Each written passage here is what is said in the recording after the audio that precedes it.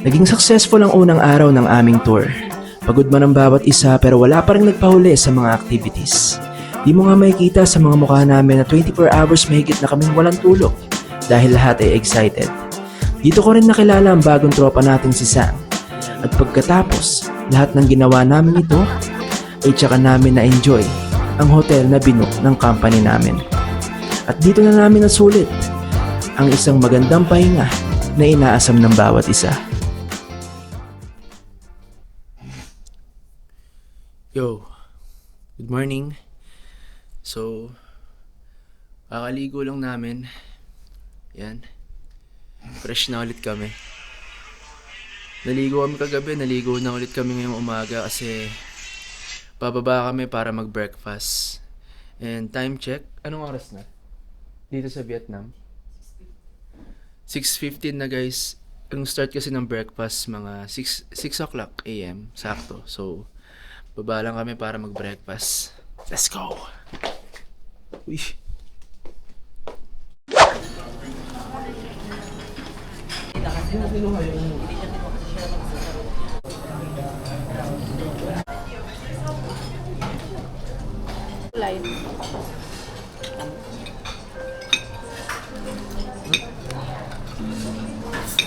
Hugas?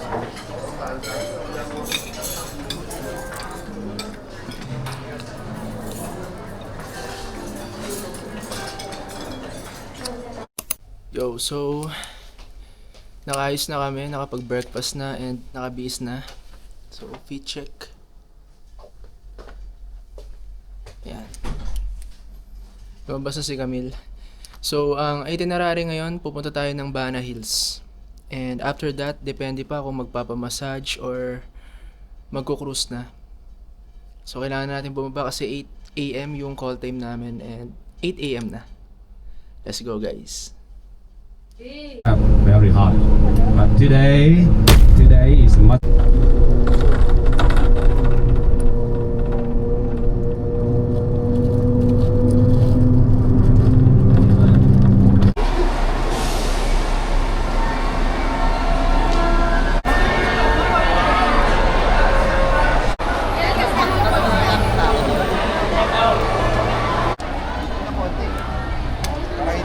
Pirin mo na lang hanggang bala.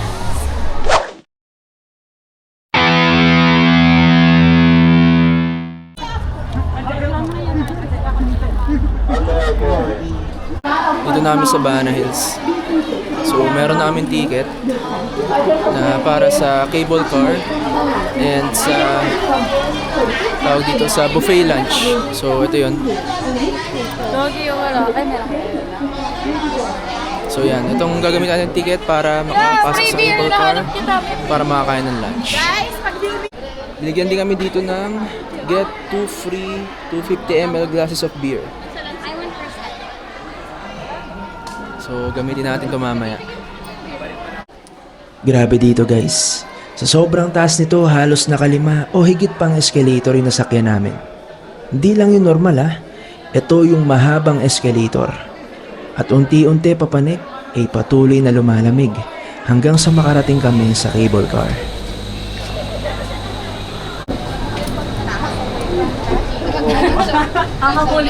So, ayun na kami guys.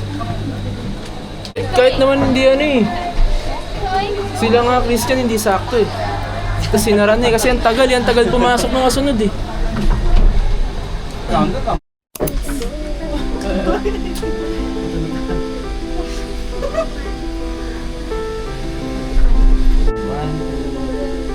Mag-smile sa'yo syempre. Kami din. Sa phone mo na lang. May pulse dito.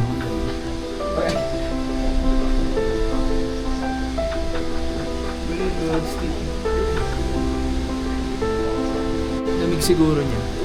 Yung pulse na.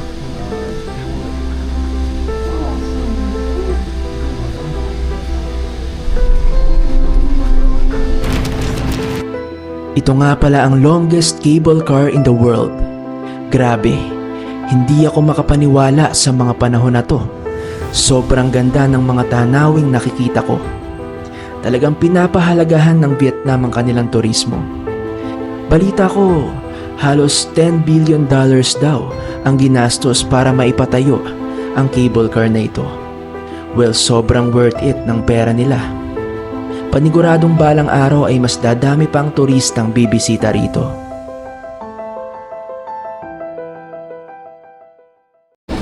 Lalabas namin guys. Sobrang tagal, para mga 30 minutes yata yung itatagal bago makarating dito sa taas. Tapos ngayon, ang lamig na. Iba na yung klima dito. Sa baba, napakainit, dito malamig.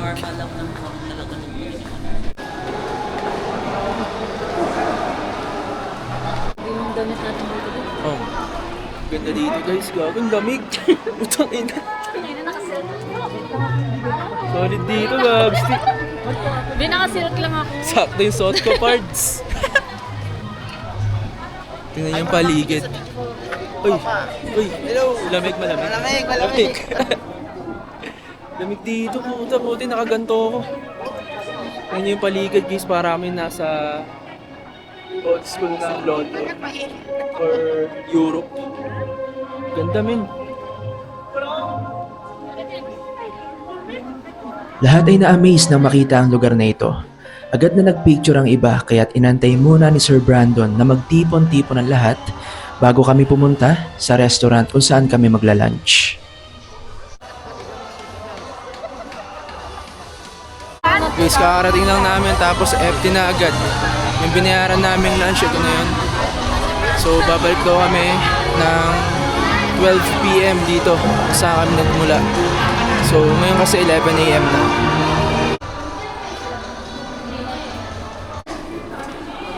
Yes. Di pa gutom, aga pa. Sa Pilipinas, 12 PM na, pero dito 11 AM pa lang. Hanap lang kami ng upuan. Na tayo? Sige, dyan na, dyan na. Upo ka, tas Sila TM mo. Sila siya, pinagbayad.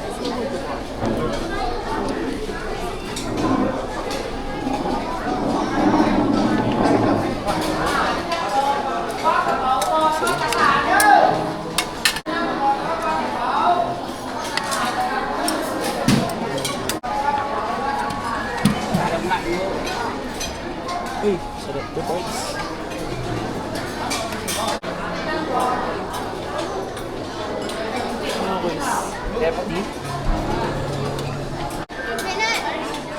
Guys, pakita mo. Crispy fried frog.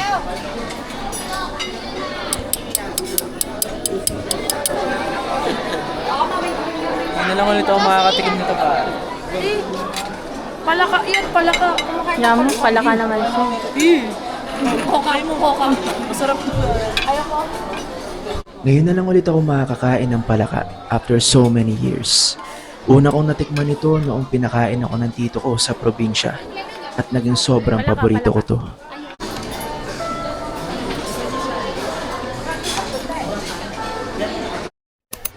First time ko sa ibang bansa kaya sobra akong na-amaze dito sa Bana Hills.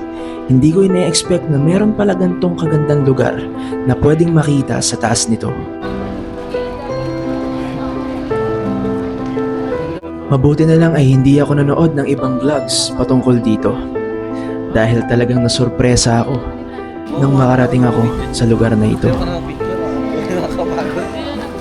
Ganda dito guys, grabe. Promise. Para kaming nasa ibang mundo. Tingnan nyo. Ayun yung makikita nyo sa paligid. Si Camille. Ah, si Camille Shandy. Eto pala.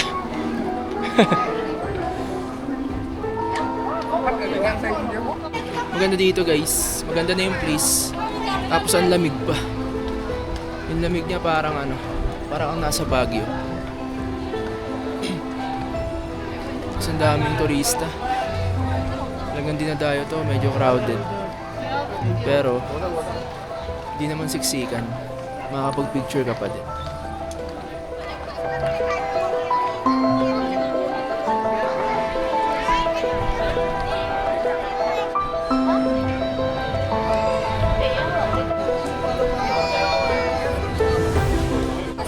Pumunta kayo dito guys, worth it yung ibabayad nyo, promise. Dami rin kano. Dito lab. Tayo. Ano nga? Ito pala. Punta kami ngayon sa Fantasy Park. Chờ em đi mấy chuyện trên đây, lòng vòng phố xa chán chê rồi đúng.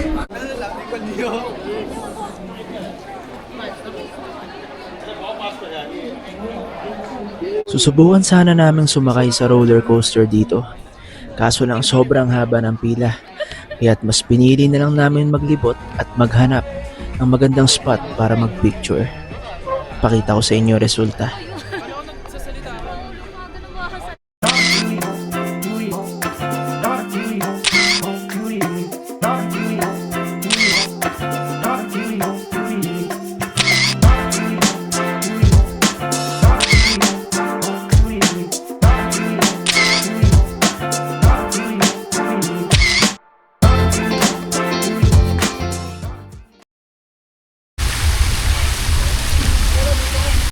Sabi pala ng tour guide sa amin kanina, yung mga rides daw dito ay all free, maliban lang sa roller coaster, which is yung pinakita ko sa clip na maraming nakasakay. I mean, maraming pila, so di na kami tumuloy kasi sayang yung oras namin. Then ito, bump car, free lang din. As in lahat free, maliban sa roller coaster. Diba? Dito pwede ka mag-games.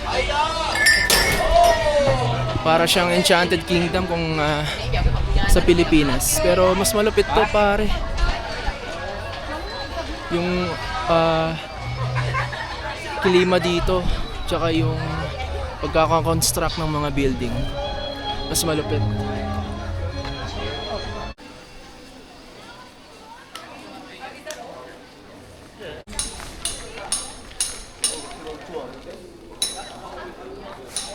Matapos kami maglibot ay sumakay kami sa rides na to. Nakalimutan ko lang talaga yung tawag pero ang importante ay nag-enjoy kami.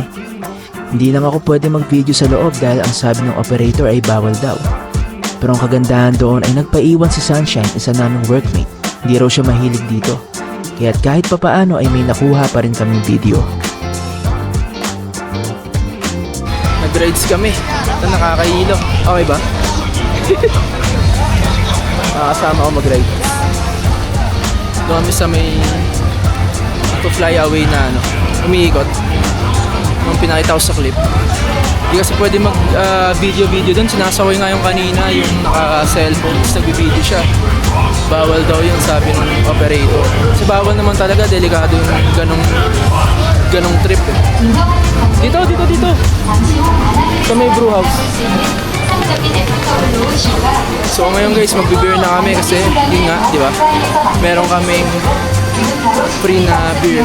So gagamitin na namin.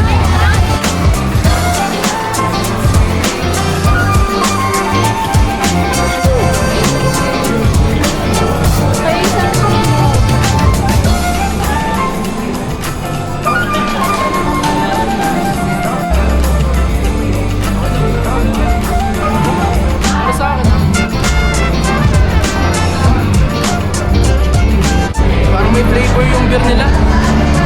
Parang parang kalamansi na may pagkamangga. Parang pabango. Pero para sa akin masarap. May sinasabi to eh. Ayoko na to. Mas gusto ko pa. Ba't magkaiba ba to?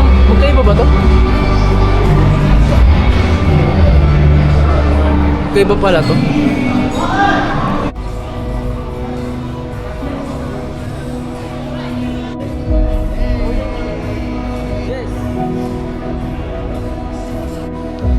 At dumating na nga si Ma'am Heidi.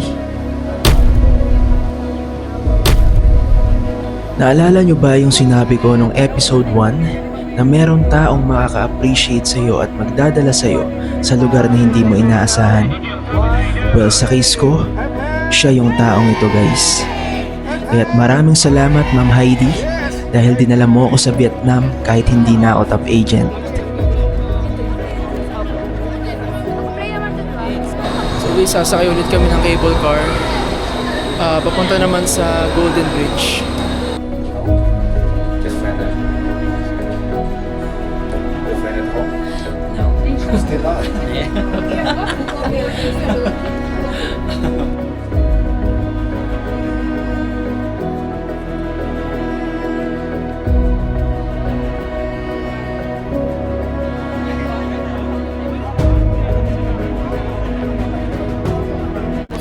Guys, nilalakad na namin yung bridge. Daming tao. Yung tinatawag nilang Golden Hand of Buddha.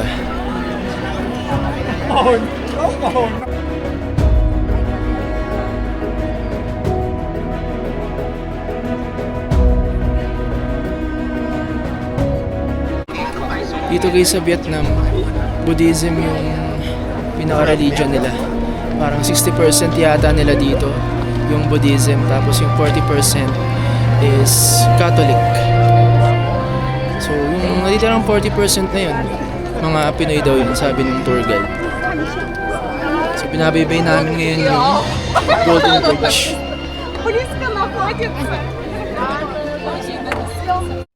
Guys, nakababa na kami. Dito na ulit kami sa bus. Ang bilis lang kapag pababa galing Golden Bridge kumpara sa paakyat. Siguro mas malapit yung bundok na yun kaysa dun sa may castle. So ngayon, hindi ko alam kung saan kami pupunta. Balikan ko kayo kapag nandun namin sa destination.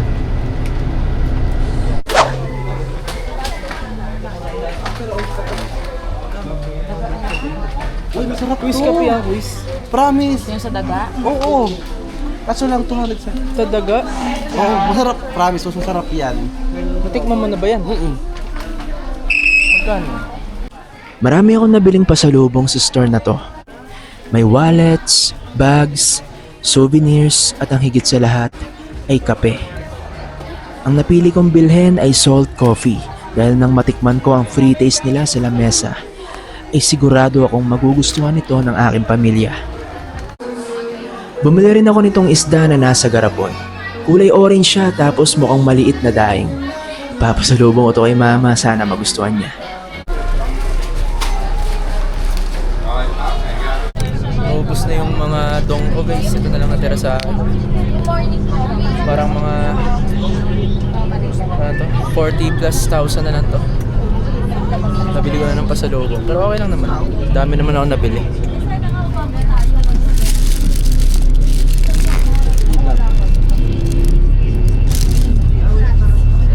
So ngayon, on the way na yata kami sa... Papamassage na ba tayo dyan? Papamassage na kami guys. Parang kailangan na ni Camille. Hindi na siya umiimik. Masa, hindi massage. Masa. Masa, hindi massage. Masa. Kinukulangan nila ng ano dito eh, no? Kinukulangan ng word. Masa. Masa. Sabi ko, massage? Yeah.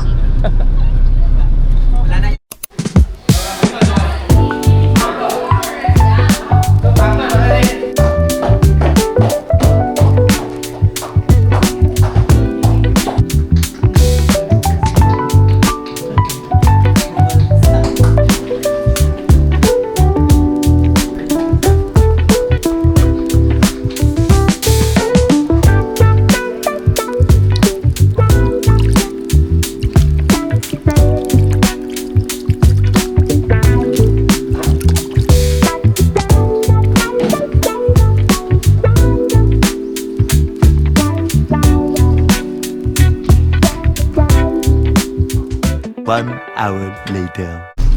Tapos namin magpa-massage guys and very relaxing. So ayun, hindi ko na na-video lahat kasi nakakahiya naman, ang awkward naman kung habang minamasaya ko, binibideo ko sila.